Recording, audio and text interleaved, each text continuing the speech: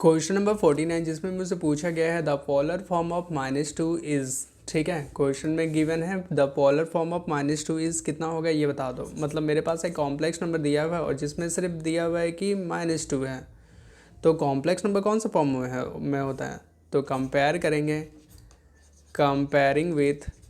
ठीक है, complex number कौन सा फॉर्म में होता है तो बोलेंगे z is equal to a plus i b के फॉर्म में होता है।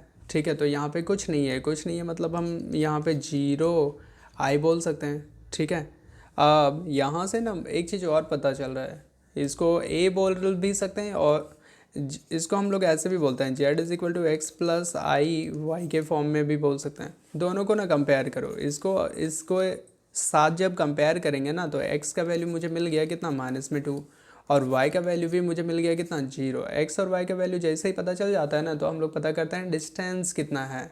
तो डिस्टेंस पता कर, डिस्टेंस को बोलते हैं r इज़ इक्वल टू होता है x square plus y square root under. ठीक है, तो यहाँ से मुझे ये पता चल रहा है कि x का वैल्यू तो मेरे पास -2 है तो -2 का स्क्वायर हो जाएगा और y का वैल्यू तो 0 है तो 0 का स्क्वायर हो जाएगा। यानी कि ये देखो -2 का स्क्वायर तो 4 हो जाएगा, 0 का स्क्वायर तो 0 ही होगा। और 4 का रूट जब भी बोलेंगे ना तो 4 का रूट कितना होता है 2।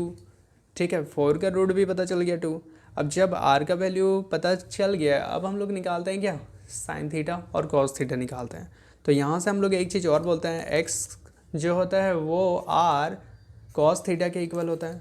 तो x मेरे पास कौन है तो बोलेंगे -2 इज इक्वल टू r का वैल्यू कौन है, r का वैल्यू है 2 और कॉस थीटा लिखेंगे तो -2/2 इज इक्वल टू हो जाएगा कॉस थीटा। तो 2 कैंसिल हो गया तो कितना हो गया -1 is equal to cos theta हो जाएगा। ठीक है, सेम टू सेम हम यहाँ से ऐसे बोल सकते हैं y is equal to r sine theta के इक्वल हो जाएगा। और y का वैल्यू मेरे पास कितना दिया हुआ है तो y का वैल्यू मेरे पास गिवन है 0 इज इक्वल टू r का वैल्यू है 2 साइन थीटा, ऐसे बोल सकते हैं। तो 0/2 इज इक्वल टू हो जाएगा साइन थीटा, ऐसे बोल सकते हैं।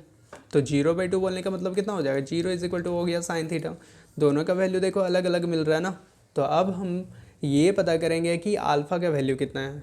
ठीक है, तो अल्फ़ा इक्वल होता है tan inverse mod of y/x।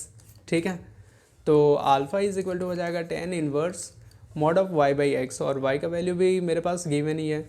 y का वैल्यू कितना है 0 और x का वैल्यू कितना है -2। ठीक है, तो यहाँ से मुझे ये मिल जाएगा, tan इनवर्स को tan इनवर्स ही लिखेंगे 0/-2 यानी कि कितना हो जाएगा 0।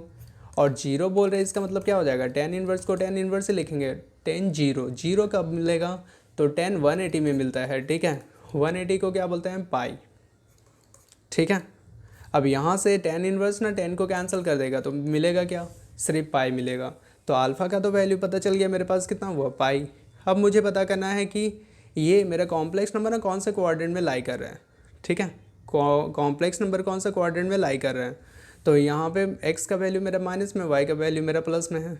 x का वैल्यू अगर माइनस है और y का वैल्यू अगर प्लस है यानी कि मेरा ये कॉम्प्लेक्स नंबर लाई कर रहा है x का वैल्यू माइनस। ठीक है, और y का वैल्यू मेरा प्लस है। मतलब कॉम्प्लेक्स नंबर मेरा सेकेंड क्वाड्रेंट से लाई कर रहे हैं। सेकेंड क्वाड्रेंट में रिलेशन क्या होता है थीटा और अल्फ़ा का, theta is equal to pi minus alpha के इक्वल होता है। तो सबसे पहले ये बता देंगे कि complex number lies in second quadrant से ना कॉम्प्लेक्स नंबर लाई कर रहा है। तो सेकेंड क्वाड्रेंट में कॉम्प्लेक्स नंबर अगर लाई कर रहा है तो थीटा और अल्फ़ा के बीच में रिलेशन क्या होता है, theta is equal to pi minus alpha होता है। ठीक है, तो थीटा ही हो जाएगा, पाई तो पाई हो जाएगा माइनस अल्फ़ा।